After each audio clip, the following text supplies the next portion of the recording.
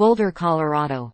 The man accused of killing 10 people at a Colorado supermarket in 2021 told a mental health evaluator he bought firearms to carry out a mass shooting and suggested that he wanted police to kill him, according to Wednesday court testimony.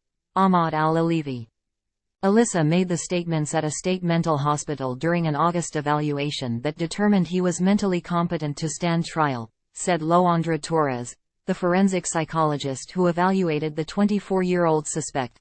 The defendant, who has been diagnosed with schizophrenia, also recognized that there are guns that have his fingerprints on them and that can be used as some evidence against him, Torres said. Alissa is charged with murder and multiple attempted murder counts after the shooting rampage on March 22, 2021, in a crowded King Soopers store in Boulder, about 30 miles, 50 kilometers, northwest of Denver. He has not yet been asked to enter a plea. Judge Ingrid Back held Wednesday's hearing to evaluate Alissa's fitness for trial at the request of his public defender, Catherine Harold, who wanted a chance to debate the competency finding. Forced medication administered to Alissa since March under a court order has significantly improved his mental condition, according to Torres and a second psychologist who testified for the prosecution. His condition had deteriorated prior to the forced medication. By allowing forced medications, involuntary medications, he was able to take a medication they hadn't been able to try before, and that really made a difference. Psychologist Julie Gallagher said. She said the hospital's finding that Alissa was competent was supported by her review of the case. Alissa entered court in a striped orange and white jumpsuit and sat fidgeting next to his defense attorneys. Victims and the family of those killed filled the courtroom. Time equals 400 ms. greater than during cross-examination. Defense attorney Harold focused in part on bias in competency evaluators, especially in charged, high-profile cases. Prior to his admission to the state hospital in December 2021, Alissa had not been hospitalized for psychiatric problems, treated or medicated, said Torres, a state hospital forensic psychologist who has been evaluating Alissa. Individual therapy sessions, in addition to the forced medication, helped him become competent, Torres said.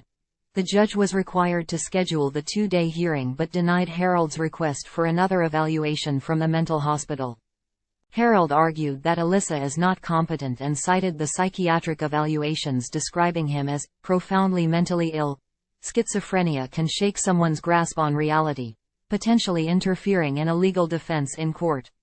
Mental competency to move toward trial entails Alissa being able to understand court proceedings and help Harold with his defense. It does not mean he's been cured. Mental competency is also separate from pleading not guilty by reason of insanity, which is a claim that someone's mental health prevented them from understanding right from wrong when a crime was committed. Alissa discussed using such as a plea as a legal strategy in his conversations with Torres. She said, "The August evaluation was the first that ruled Alissa competent. The case has been on hold while victims and families of those killed are eager for it to move forward.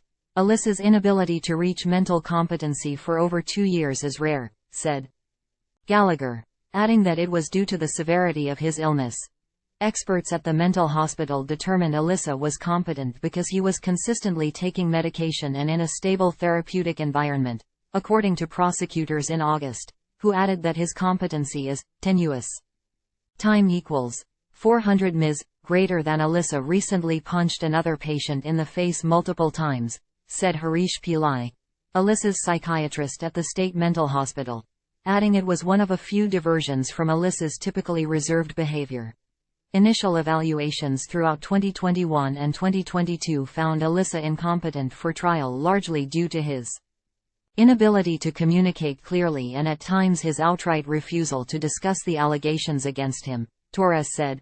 There were several times where he noted that he couldn't talk about it or it was too difficult or overwhelming to discuss, said Torres, who added that they asked about the charges to see if Alissa was thinking rationally and understood the legal ramifications of his case, but he was more forthcoming by August, and when asked why he purchased firearms, he said it was to commit a mass shooting.